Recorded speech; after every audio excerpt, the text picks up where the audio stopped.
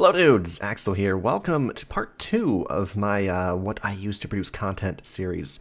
So last time I went over my Magewell USB capture device, and I mentioned several times there that the software that I like to use is OBS. So today I'm gonna be showing off my OBS setup, basically. So like what I do for my streams, capture, all that good stuff. So without further ado, to this view. Got that. Now, first thing many of you watching might notice is, what the fuck is this desktop? Right, so I've also mentioned this a few times before, and I'll be going into it... Sorry, yeah. Moving that out of my way of my view. I'll be going into it into more detail at some point. So, I use Linux for a lot of reasons, which I've gone over in like 1 or 2 videos like a year ago. I've been using Linux for a bit over a year now. So that's what this is. This is the KDE Plasma desktop on... Well, I'm going to go into more detail on it later, but basically I do also have Windows in this computer for specific games like Mass Effect Andromeda, Dark Souls, to mention some recent stuff. But for the most part, I use Linux because it's a lot faster and more secure and not run by Microsoft. So, yeah. Yay, Linux. I do want to also do a video. Like, okay, so sometime after this one, I'm gonna kind of go into like my desktop and whatnot as a whole, and like basically it's gonna be kind of a follow-up video to the last Linux video I did, which is like, again, quite a while ago. I'm gonna do a follow-up to that, but for now, we're just gonna focus on OBS. I'm gonna go over my settings and whatnot. So just keep that right about there. So with OBS here, for my personal setup, I'm not going to click through these because that would also, you wouldn't be able to see if I clicked through them. Okay, let me stop you right the fuck there, self. Wouldn't be able to see them if I clicked through them.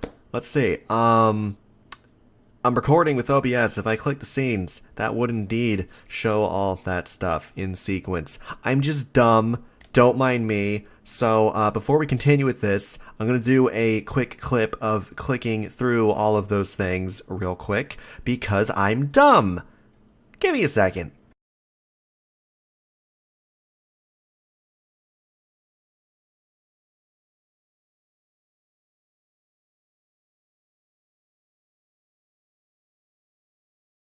So, I got, no, okay, so I got the starting soon screen, intermission, they're basically the same thing. They got like my, my mascot, I guess, like rolling, actually it's not rolling, is it? Is it rolling? I don't remember. It's slowly moving across the screen, it's just all like, it's not like that with the top hat. Well, you know what it is, it's my YouTube icon as well. It's right down there somewhere. So that's that, then I actually just changed this just now for this, so I have the stream view, which is very similar to what we have right here, except it doesn't have like the alerts or chat or the Vigilant Addiction logo or anything. So this is basically a copy of that, just without all the extra crap. Okay, I call it crap. It's not crap, but that's just... I say stuff too much, so we're going to interchange it with crap sometimes, even though it's not actually crap. Anyway, there's that. As for actual settings, that's probably the most important thing. Let's bring this up here. Smart thing to do would probably be to switch this to a view of just this window. But that would be the smart thing. And you know what? I can just zoom in with my editing software. So we're probably going to do that. You'll be able to see my face anymore. So maybe I shouldn't do that? I don't know. Either way, here's this. I'll probably zoom in anyway for your guys' convenience. Or better yet, I could... Hold on. Let me try something here real quick. Can I even affect stuff right yet? Nope. Okay, that's not really going to work very easily. Okay, we're just going to do this. So, general settings aren't really the most important thing. Of course, we got stream stuff. I use Restream so I can output to both YouTube and Twitch at the same time, as many of you probably already know. Now, I am on the West Coast of the United States, but twice now the East Coast servers have like messed up or something, and things have gotten really slow. Switching back to the West Coast stuff, or switching to West Coast stuff when that's happened has like fixed it, I guess. And it's not just one particular server on the east side, it's like several. So I don't know what's up with that, but for whatever reason, the Seattle, Washington server usually works just fine for me. So that's why I do that. Your mileage may vary. For our output here, I can't really click through the options while recording, but for streams, as you see, we're going to the streaming tab. I just do 720 because, you know, it's just a stream. 720 is perfectly fine for that. If it was much higher with the bitrate that I stream at, which it used to be, okay, so a little while ago, not even too long, like maybe a month or two ago, I was only streaming at about 2,000 kilobytes or kilobits per second. Then I upped it to 3. Then Twitch upped their limits for bit rates to like I think 6 megabits per second. So now I have it at 4, and it looks so much better, so much better. Supposedly they're also supposed to have like quality options more available for more streamers, like even non-partners. I haven't really seen it on my channel yet. Maybe it's because it's my channel, I don't know.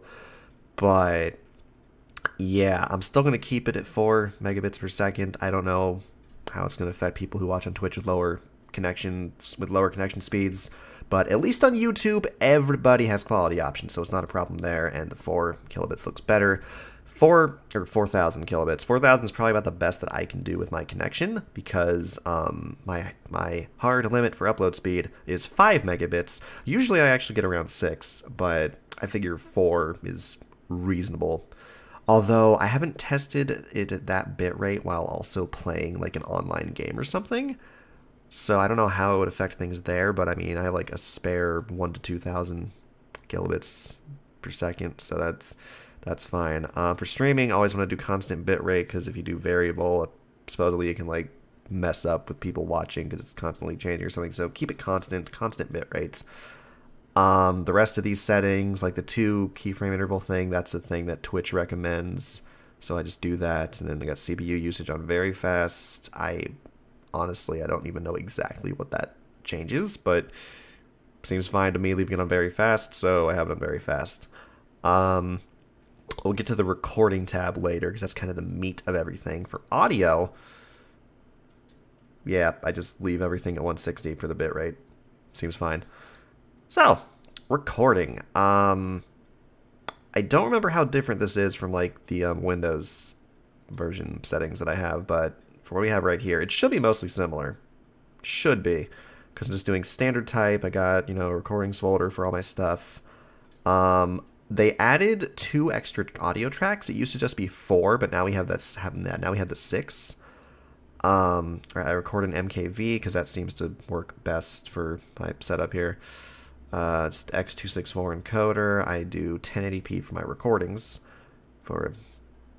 Well, theoretically I could do 1440p, but I figure most people are only going to be able to watch up to 1080 anyway, and if they're on a smaller phone screen or something, 1080 is probably still fine because it's a smaller phone screen. Even on a tablet, it probably looks fine. So, I don't know, someday I wouldn't mind upping to like 1440 or 4K. Well, one day I'd like to do 4K, but that's like way off in the future somewhere. So for other stuff with our recording settings here, I do variable bit rates, and the minimum is 1,000, but then with that, do custom buffer size, CRF. I don't know what that stands for, but it's like basically the lower it is, the higher the quality can go or something. That's super simplified. I'm sure it's more complicated than that, but I have it at 15. It seems to work pretty well. Most recent example you guys can watch actually is in the video, in the previous video in the series I did on my capture device. There's some Breath of the Wild footage there. You can take a look at that. That's an example of what kind of quality I get from these settings. So there's that. CPU usage, I have that at very fast here as well, and that works pretty good. For audio, this is probably going to look a little weird to those who do Windows. This tab is a lot different on the Windows side of things because I use a program called Voice Meter Banana, and it sounds funny, but it's actually extremely useful. I'm not going to go into it here. I might do a follow-up to this on like over on my Windows boot and go over Voice Meter a bit more, but yeah, basically it makes it very easy on Windows to like separate audio stuff. It's kind of hard to explain. I'm bad at explaining it, but it's a useful program. I might go into that. I might not. We'll see. But for this, this is a monitor of... Okay, so you'll notice that says HDMI. That is the output that goes to my monitor, actually, because for whatever reason, if I try to record the audio, that's like if I were to do, for example, monitor of my Scarlett 214 analog, that's my audio interface, by the way, which my mic is plugged into. It has 2 XLR inputs, pretty cool, which I could have also gotten one that only had one, since it's just me, but I wanted to have the expandability in the future, so that's why I got that. Anyway... if I try to, at least in the past, when I've tried to record from that, it had like really fucked up audio for some reason, like just sounded bad. I don't know why, but I get around that by just having the audio go to both my monitor and my capture device. I don't even need to have the volume up in my monitor, and it still, you know, gets it just fine. So we get nice clean audio that way. Of course, got my microphone, and then this is the Magewell here. So the audio device 2 there, that's my capture device. That'd be the game audio and stuff. This, of course, is my microphone that you're hearing right now. And I don't really mess with this stuff down here. Video, I have the canvas resolution, not my monitor's resolution, because just, I don't know why, actually. I think, like, scaling it past that might actually cause problems. I don't know. I might try lowering that sometime, because I noticed when we were I was streaming Life is Strange the past couple of days. This should be going up same day that I'm recording it, so that time frame should still work. Yeah, past couple of days I was streaming Life is Strange. I noticed like the game was fine for me, but the OBS preview and therefore also led to the stream itself looking a little bit just slow, kind of jumpy, like not really jumpy, but just like looked like the frame rate on the preview was slower, even though it said I was outputting at 60 FPS and I wasn't dropping frames or anything. So I don't know. Maybe if I lower the canvas resolution, that would mitigate that issue a bit. I might try that sometime.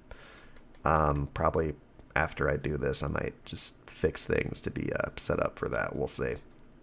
Anyway. So there's that. So, especially if I'm going to do the output resolution at 1080 anyway, because I guess that would be less processing OBS has to do. That might be the issue. And of course, I do it 60 FPS because yay for nice smooth stuff, at least when it's not messing up. Yeah, because okay, the thing is though, it doesn't do that when I'm doing like console games. It just does it with PC stuff. So it's got to be like something either with OBS and CPU. I don't know what's doing that, but we'll figure it out sometime. I don't have any hotkeys because I don't know. I just simple enough to click on stuff. I'm sure those would be more helpful if I was doing PC games. And advanced tab. I don't really mess with this stuff at all. So yeah, there's that. Those are my OBS settings. And with that said and done, I think that's about all that we, I think that's about all that I had to show off for the OBS settings for this. So, next time I'm going to go more into my desktop and some other applications I use to help along the process, like video editing software, thumbnail stuff, and so on. Not so much audio, because I don't record the audio separately. I just kind of do everything I need to within the video editing software. So we'll go into that sort of stuff next time. I might keep those things separate from the desktop. You know what, tell you what, let me know in the comments below, are you more interested in my desktop and the Linux OS and whatnot, or would you rather see like my video editing software and all the other production software next first? Which would you rather see first? Let me know in the comments below.